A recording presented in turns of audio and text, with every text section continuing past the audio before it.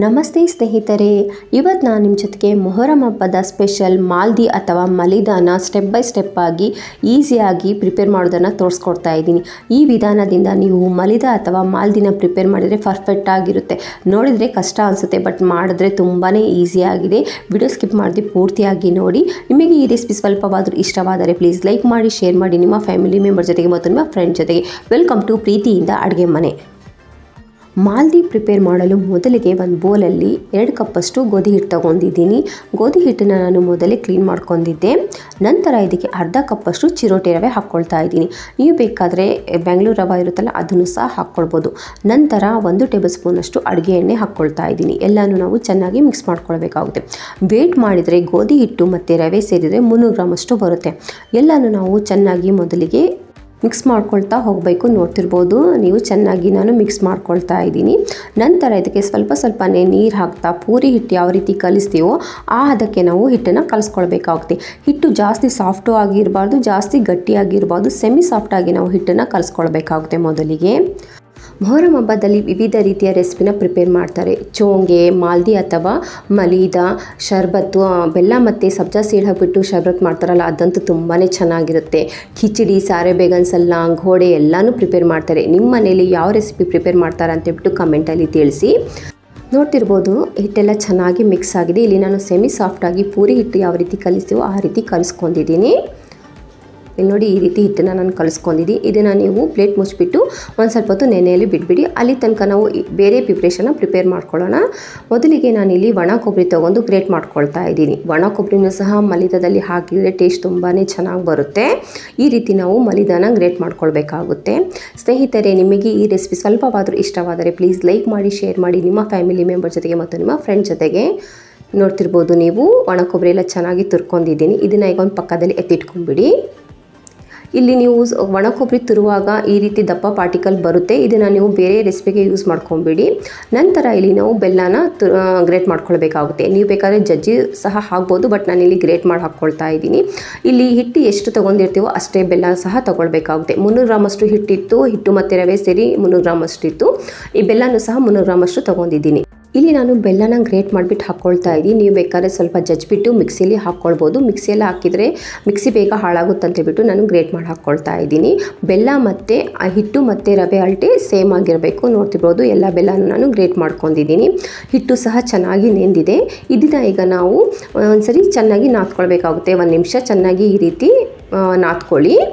ನಂತರ ಚಪಾತಿ ಮಣೆಯಲ್ಲಿ ಹಿಟ್ಟು ಹಾಕಿಬಿಟ್ಟು ಉದ್ದವಾಗಿ ನಾದ್ಕೊಳ್ಬೇಕಾಗುತ್ತೆ. ಈ ರೀತಿ ನಾನು ವಿಡಿಯೋದಲ್ಲಿ ಯಾವ ರೀತಿ ತೋರಿಸಿದ್ದೀನೋ ಆ ರೀತಿನ ನಾದ್ಕೊಳ್ಬೇಕಾಗುತ್ತೆ. ಈ ರೀತಿ ಮೊದಲಿಗೆ ನೋಡಿ, ಈ ರೀತಿ ನಾನು ನಾದ್ಕೊಂಡಿದ್ದೀನಿ. ನಂತರ ಇದನ್ನು ನಾವು ಕಟ್ ಮಾಡ್ಕೊಳ್ಬೇಕಾಗುತ್ತೆ ಉಂಡೆಗಳಾಗಿ. ಇಲ್ಲಿ ನಾನು 5 ಉಂಡೆಗಳನ್ನು ಪ್ರಿಪೇರ್ ಮಾಡ್ಕೊಳ್ತಾ ಇದ್ದೀನಿ. 300 ಗ್ರಾಮ್ ಹಿಟ್ಟಲ್ಲಿ 5 ಉಂಡೆಗಳು ಚೆನ್ನಾಗಿ ಆಗುತ್ತೆ. ಇಲ್ಲಿ ನಾನು ಸ್ವಲ್ಪ ದಪ್ಪವಾಗಿರೋ ಉಂಡೆನ ತೊಗೊಂಡಿದ್ದೀನಿ, ಯಾಕಂದರೆ ನಾವು ಚಪಾತಿನೂ ಸ್ವಲ್ಪ ದಪ್ಪವಾಗಿ ಮಾಡ್ಕೊಳ್ಬೇಕು. ಅದಕ್ಕೋಸ್ಕರ ನೋಡಿ, ಈ ರೀತಿ ನಾನು 5 ಉಂಡೆನ ತೊಗೊಂಡಿದ್ದೀನಿ, ಪ್ರಿಪೇರ್ ಮಾಡ್ಕೊಂಡಿದ್ದೀನಿ. ಇದನ್ನು ಈಗ ನಾವು ಚಪಾತಿ ಯಾವ ರೀತಿ ಲಟ್ಟಿಸ್ತೀವೋ ಅದೇ ರೀತಿ ಲಟ್ಟಿಸ್ಕೊಳ್ಬೇಕಾಗುತ್ತೆ. ಆದರೆ ತುಂಬ ತೆಳ್ಳಗೆ ಲಟ್ಟಿಸ್ಕೊಳಕ್ಕೆ ಹೋಗಬೇಡಿ, ಸ್ವಲ್ಪ ದಪ್ಪವಾಗಿದ್ರೇ ನಾವು ಬೇಯಿಸುವಾಗ ಚೆನ್ನಾಗಿ ಬರುತ್ತೆ. ಅದಕ್ಕೋಸ್ಕರ ನೋಡ್ತಿರ್ಬೋದು ನಾನು ಚಪಾತಿನ ಲಟ್ಟಿಸ್ಕೊಳ್ತಾ ಇದ್ದೀನಿ.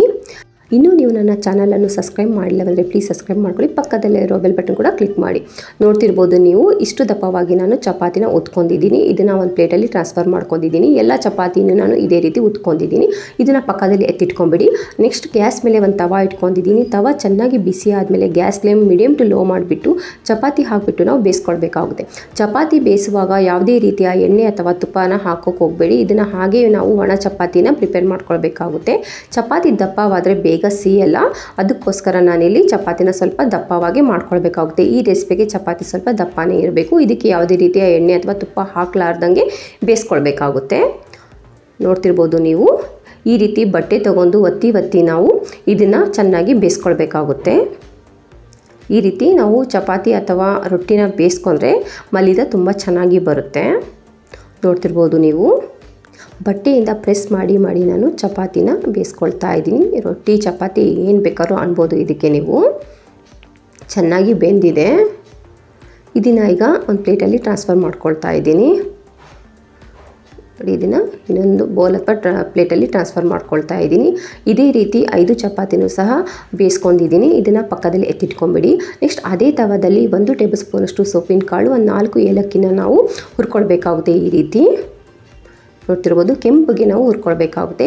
ಕೆಂಪಿಗೆ ಹುರಿದಾದ್ಮೇಲೆ ಇದನ್ನು ಒಂದು ಪ್ಲೇಟಲ್ಲಿ ಟ್ರಾನ್ಸ್ಫರ್ ಮಾಡ್ಕೊಂಬಿಡಿ. ನೋಡ್ತಿರ್ಬೋದು ನೀವು ಸೊಪ್ಪಿನ ಕಾಳು ಏಲಕ್ಕಿ ಚೆನ್ನಾಗಿ ಹುರಿದಿದೆ. ನಂತರ ಇಲ್ಲಿ 1 ಟೇಬಲ್ ಸ್ಪೂನಷ್ಟು ಕಸ್ಕಸ್ ಅಥವಾ ಗಸಗಸೆನ ಹುರ್ಕೊಳ್ಬೇಕಾಗುತ್ತೆ. ಗಸಗಸೆನ ಹುರ್ಕೊಳ್ಳುವಾಗ ನೀವು ಗ್ಯಾಸ್ ಆಫ್ ಮಾಡ್ಕೊಂಬಿಡಿ. ತವಾನೇ ತುಂಬ ಬಿಸಿಯಾಗಿದೆ, ಅದರಲ್ಲೇ ನೀವು ಗಸಗಸೆನ ಹುರ್ಕೊಂಡ್ರೆ ಕೆಂಪಿಗೆ ಚೆನ್ನಾಗಿ ಹುರ್ಕೊಳ್ಳುತ್ತೆ. ನೀವು ಗ್ಯಾಸ್ ಆನ್ ಮಾಡಿಬಿಟ್ಟು ಗಸಗಸೆನ ಹುರ್ಕೊಂಡ್ರೆ ಸೀದೋಗುತ್ತೆ, ಟೇಸ್ಟ್ ಅಷ್ಟು ಚೆನ್ನಾಗಿ ಬರಲ್ಲ ಮಲಿದಾದಲ್ಲಿ.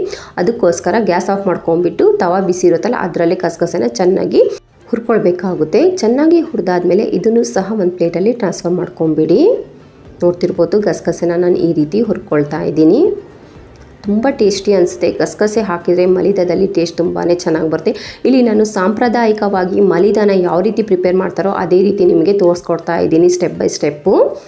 ನೋಡ್ತಿರ್ಬೋದು ಗಸಗಸೆ ಚೆನ್ನಾಗಿ ಹುರಿದಿದೆ, ಕೆಂಪಗಾಗಿದೆ. ಇದನ್ನು ಪಕ್ಕದಲ್ಲಿ ಎತ್ತಿಟ್ಕೊಂಬಿಡಿ. ನೆಕ್ಸ್ಟ್ ಇಲ್ಲಿ ಚಪಾತಿ ಅಥವಾ ರೊಟ್ಟಿ ತಣ್ಣಗಾಗಿದೆ. ಇದನ್ನು ಸಣ್ಣದಾಗಿ ನಾವು ಕಟ್ ಮಾಡ್ಕೊಳ್ಬೇಕಾಗುತ್ತೆ. ಈ ರೀತಿ ಕೈಯಿಂದ ಈ ರೀತಿ ಪುಡಿ ಪುಡಿ ಮಾಡ್ಕೊಳ್ಬೇಕಾಗುತ್ತೆ. ಪುಡಿ ಪುಡಿ ಮಾಡಿಬಿಟ್ಟು ಒಂದು ಬೌಲಲ್ಲಿ ಟ್ರಾನ್ಸ್ಫರ್ ಮಾಡ್ಕೊಳ್ತಾ ಇದ್ದೀನಿ. ನೋಡಿ ಈ ರೀತಿ ಕಟ್ ಮಾಡ್ಕೊಳ್ಬೇಕಾಗುತ್ತೆ. ಚಪಾತಿನ ಈ ರೀತಿ ಕಟ್ ಮಾಡ್ಕೊಳ್ಬೇಕಾಗುತ್ತೆ. ಎಲ್ಲ ಚಪಾತಿನೂ ಇದೇ ರೀತಿ ಕಟ್ ಮಾಡ್ಕೊಳ್ಬೇಕು. ನಂತರ ಒಂದು ಮಿಕ್ಸಿ ಜಾರ್ ತೊಗೊಂಡಿದ್ದೀನಿ. ಇದರಲ್ಲಿ ನಾವು ರೊಟ್ಟಿ ಹಾಕಿಬಿಟ್ಟು ರುಬ್ಕೊಳ್ಬೇಕಾಗುತ್ತೆ. ತುಂಬ ಜಾಸ್ತಿ ಹಾಕೋಕೆ ಹೋಗ್ಬಿಟ್ಟು ಅರ್ಧದಷ್ಟು ಜಾರಲ್ಲಿ ಹಾಕಿಬಿಟ್ಟು ಈ ರೀತಿ ರುಬ್ಕೊಳ್ಬೇಕಾಗುತ್ತೆ. ನೋಡ್ತಿರ್ಬೋದು ನೀವು ಸ್ವಲ್ಪ ದಪ್ಪವಾಗಿಯೂ ಸಹ ರುಬ್ಕೊಳ್ಬೋದು. ಇಲ್ಲ ನಾನು ಇಷ್ಟು ಸಣ್ಣಗೆ ರುಬ್ಕೊಂಡಿದ್ದೀನಿ. ಇನ್ನೊಂದು ಬ್ಯಾಚಲ್ಲೂ ಸಹ ಇದೇ ರೀತಿ ರುಬ್ಕೊಳ್ತೀನಿ ನಾನು. ಹಳೆ ಕಾಲದಲ್ಲಿ ನಮ್ಮ ಅಜ್ಜಿ ಮಾಡುವಾಗ ಮಲಿದ ಕುಟ್ಬಿಟ್ಟು ಮಾಡ್ತಿದ್ರಂತೆ ಒಳ್ಕಲಲ್ಲಿ. ಆಗಿನ ಕಾಲದಲ್ಲಿ ಮಿಕ್ಸಿಗಳು ಇದ್ದಿದ್ದಿಲ್ಲ. ಆವಾಗ ಒಳ್ಕಲಲ್ಲಿ ಕುಟ್ಬಿಟ್ಟು ಮಲಿದನ ಪ್ರಿಪೇರ್ ಮಾಡ್ತಿದ್ರು ಮೊಹರಂ ಹಬ್ಬಕ್ಕೆ. ನೋಡ್ತಿರ್ಬೋದು ಇನ್ನೊಂದು ಬ್ಯಾಚು ಸಹ ನಾನು ಮಿಕ್ಸಿಯಲ್ಲಿ ರುಬ್ಕೊಂಡಿದ್ದೀನಿ. ನೋಡ್ತಿರ್ಬೋದು ನೀವು ಚಪಾತಿನ ನಾನು ಈ ಹದಕ್ಕೆ ರುಬ್ಕೊಂಡಿದ್ದೀನಿ. ಇದನ್ನು ಒಂದು ಪಕ್ಕದಲ್ಲಿ ಎತ್ತಿಟ್ಕೊಂಬಿಡಿ. ನೆಕ್ಸ್ಟ್ ಮಿಕ್ಸಿ ಜಾರಲ್ಲಿ ಅರ್ಧ ಕಪ್ಪಷ್ಟು ಪುಟಾಣಿನ ತೊಗೊಂಡಿದ್ದೀನಿ. ನೀವು ಜಾಸ್ತಿ ಕೂಡ ಮಾಡ್ಕೊಳ್ಬೋದು, ಕಡಿಮೆ ಕೂಡ ಮಾಡ್ಕೊಳ್ಬೋದು. ನಂತರ ಹುರಿದಿರುವ ಸೊಪ್ಪಿನ ಕಾಳು ಮತ್ತು ಏಲಕ್ಕಿ ಹಾಕಿಬಿಟ್ಟು ನುಣ್ಣಗೆ ರುಬ್ಕೊಂಡಿದ್ದೀನಿ. ನೋಡ್ತಿರ್ಬೋದು ಈ ರೀತಿ ನಾನು ರುಬ್ಕೊಂಡಿದ್ದೀನಿ. ಇಲ್ಲಿ ನಾನು ಬೆಲ್ಲನ ಗ್ರೇಟ್ ಮಾಡ್ಕೊಂಡಿದ್ದೀನಿ. ಇದನ್ನು ನಾನು ಮತ್ತೆ ರುಬ್ಬೋ ಅವಶ್ಯಕತೆ ಇಲ್ಲ. ನೀವೇನಾರ ಜಜ್ಜಿಬಿಟ್ಟು ಬೆಲ್ಲ ತೊಗೊಂಡಿದ್ರೆ ಪುಟಾಣಿ ಹಿಟ್ಟು ಜೊತೆಗೆ ಸ್ವಲ್ಪ ಬೆಲ್ಲ ಹಾಕಿಬಿಟ್ಟು ನಾವು ರುಬ್ಕೊಳ್ಬೇಕಾಗುತ್ತೆ. ಈ ರೀತಿ ಮಾಡೋದರಿಂದ ಬೆಲ್ಲ ಅಂಟ್ಕೊಳ್ಳೋದಿಲ್ಲ, ಚೆನ್ನಾಗಿ ಬರುತ್ತೆ, ಉದುರಾಗಿ ಬರುತ್ತೆ. ನಂತರ ಇಲ್ಲಿ ನಾವು ಬೆಲ್ಲನ ರುಬ್ಬಿರುವ ಚಪಾತಿ ಅಥವಾ ರೊಟ್ಟಿ ಜೊತೆಗೆ ಹಾಕಿಬಿಟ್ಟು ಚೆನ್ನಾಗಿ ಮಿಕ್ಸ್ ಮಾಡ್ಕೊಳ್ಬೇಕಾಗುತ್ತೆ. ಒಂದಕ್ಕೊಂದು ಚೆನ್ನಾಗಿ ಹೊಂದ್ಕೊಳ್ಬೇಕು. ಆ ರೀತಿ ನಾವು ಮಿಕ್ಸ್ ಮಾಡ್ಕೊಳ್ಬೇಕಾಗುತ್ತೆ. ಒಂದೇ ಸರಿ ಎಲ್ಲ ಬೆಲ್ಲನೂ ಹಾಕೋಕೆ ಹೋಗಬೇಡಿ. ಸ್ವಲ್ಪನ ಹಾಕಿಬಿಟ್ಟು ಚೆನ್ನಾಗಿ ಮಿಕ್ಸ್ ಮಾಡ್ಕೊಂಬಿಡಿ. ನೋಡ್ತಿರ್ಬೋದು ನೀವು ಬೆಲ್ಲನ ಇನ್ನೊಂದು ಬ್ಯಾಚಲ್ಲಿ ಹಾಕಿಬಿಟ್ಟು ನಾನು 2 ಕೈಯಿಂದ ಈ ರೀತಿ ಮಿಕ್ಸ್ ಮಾಡ್ಕೊಳ್ತಾ ಇದ್ದೀನಿ. ವಿಡಿಯೋದಲ್ಲಿ ನಾನು ಯಾವ ರೀತಿ ತೋರಿಸಿದ್ದೀನೋ ಆ ರೀತಿ ಮಿಕ್ಸ್ ಮಾಡ್ಕೊಂಬಿಡಿ. ಬೆಲ್ಲ ಮತ್ತು ರುಬ್ಬಿರುವ ಚಪಾತಿ ಇರುತ್ತಲ್ಲ ಒಂದಕ್ಕೊಂದು ಹೊಂದ್ಕೋಬೇಕು. ಆ ರೀತಿ ನಾವು ಮಿಕ್ಸ್ ಮಾಡ್ಕೊಳ್ಬೇಕಾಗುತ್ತೆ. ನೋಡ್ತಿರ್ಬೋದು ನಾನು ಈ ರೀತಿ ಮಿಕ್ಸ್ ಮಾಡ್ಕೊಂಡಿದ್ದೀನಿ. ಇದಕ್ಕೆ ಈಗ ನಾವು ರುಬ್ಬಿರುವ ಪುಟಾಣಿ ಮತ್ತು ಸೊಪ್ಪಿನ ಕಾಳು ಏಲಕ್ಕಿ ಇರುತ್ತಲ್ಲ ಅದನ್ನು ಹಾಕ್ಕೊಳ್ಬೇಕಾಗುತ್ತೆ. ಪುಟಾಣಿ ಸೊಪ್ಪಿನ ಕಾಳು ಎಲ್ಲ ಹಾಕೋದಕ್ಕೆ ಟೇಸ್ಟ್ ತುಂಬಾ ಚೆನ್ನಾಗಿ ಬರುತ್ತೆ, ಉದುರಾಗುತ್ತೆ. ಪುಟಾಣಿ ಹಿಟ್ಟು ಹಾಕುವುದರಿಂದ ಮಾಲ್ದಿ ಒಳಗೆ ಅಂಟಂಟಾಗಲ್ಲ, ಚೆನ್ನಾಗಿ ಉದುರಾಗಿ ಬರುತ್ತೆ. ಟೇಸ್ಟ್ ತುಂಬಾ ಚೆನ್ನಾಗಿ ಬರುತ್ತೆ. ಫ್ಲೇವರು ಟೇಸ್ಟ್ ತುಂಬಾ ಚೆನ್ನಾಗಿ ಬರುತ್ತೆ. ನೋಡ್ತಿರ್ಬೋದು ನೀವು ನಾನು ಪುಟಾಣಿ ಹಿಟ್ಟು ಹಾಕಿಬಿಟ್ಟು ಚೆನ್ನಾಗಿ ಮಿಕ್ಸ್ ಮಾಡ್ಕೊಳ್ತಾ ಇದ್ದೀನಿ. ಇದಕ್ಕೆ ಈಗ ನಾನು ಒಣ ಕೊಬ್ಬರಿ ಗ್ರೇಟ್ ಮಾಡಿದ್ದೀನಿ, ಅದನ್ನು ಸಹ ಹಾಕ್ಕೊಳ್ತಾ ಇದ್ದೀನಿ. ಸ್ವಲ್ಪ ಒಣ ಕೊಬ್ಬರಿ ಎತ್ತಿಟ್ಕೊಂಡಿದ್ದೀನಿ ಗಾರ್ನಿಷಿಗಾಗಿ. ನಂತರ ಇದಕ್ಕೆ ಸ್ವಲ್ಪ ಕಸಕಸೆನೂ ಸಹ ಹಾಕ್ಕೊಳ್ತಾ ಇದ್ದೀನಿ. ಹಾಕ್ಬಿಟ್ಟು ಎರಡನ್ನೂ ಸಹ ಚೆನ್ನಾಗಿ ಮಿಕ್ಸ್ ಮಾಡ್ಕೊಳ್ಬೇಕಾಗುತ್ತೆ. ನಾನು ವಿಡಿಯೋದಲ್ಲಿ ಯಾವ ರೀತಿ ತೋರಿಸಿದ್ದೀನೋ ಆ ರೀತಿ ನೀವು ಮಿಕ್ಸ್ ಮಾಡ್ಕೊಂಡ್ರೆ ಮಲಿದ ಪರ್ಫೆಕ್ಟಾಗಿ ಬರುತ್ತೆ. ಮಲಿದ ಅಥವಾ ಮಾಲ್ದಿ ಚೆನ್ನಾಗಿ ಮಿಕ್ಸ್ ಮಾಡ್ಕೊಂಡಾದ್ಮೇಲೆ ಕಾಟನ್ ಬಟ್ಟೆಯಿಂದ ಮುಚ್ಚಿಬಿಟ್ಟು ಒಂದು ಸ್ವಲ್ಪ ಹೊತ್ತು ಹಾಗೆ ಬಿಡಿ. ಈ ರೀತಿ ಮಾಡುವುದರಿಂದ ಎಲ್ಲನೂ ಚೆನ್ನಾಗಿ ಹೊಂದ್ಕೊಳುತ್ತೆ. ಟೇಸ್ಟು ತುಂಬ ಚೆನ್ನಾಗಿ ಬರುತ್ತೆ. ರೆಡಿಯಾಗಿದೆ ಮೊಹರಂ ಹಬ್ಬದ ಸ್ಪೆಷಲ್ ಮಾಲ್ದಿ ಅಥವಾ ಮಲಿದ. ತುಂಬ ಈಸಿಯಾಗಿ ಇದನ್ನು ನೀವು ಪ್ರಿಪೇರ್ ಮಾಡ್ಕೊಳ್ಬೋದು. ಈ ವಿಧಾನದಿಂದ ನೀವು ಮಲಿದಾನ ಒಮ್ಮೆ ಪ್ರಿಪೇರ್ ಮಾಡಿದರೆ ಪದೇ ಪದೇ ಮಾಡ್ತೀರೋ ಅಷ್ಟು ಚೆನ್ನಾಗಿರುತ್ತೆ, ಪರ್ಫೆಕ್ಟಾಗೂ ಬರುತ್ತೆ. ಸೊ ನೋಡಿದ್ರಲ್ಲ ಸ್ನೇಹಿತರೆ, ಎಷ್ಟು ಸುಲಭವಾಗಿ ಮಲಿದಾನ ಪ್ರಿಪೇರ್ ಮಾಡ್ಕೊಳ್ಬೋದು ಅಂತೇಳ್ಬಿಟ್ಟು.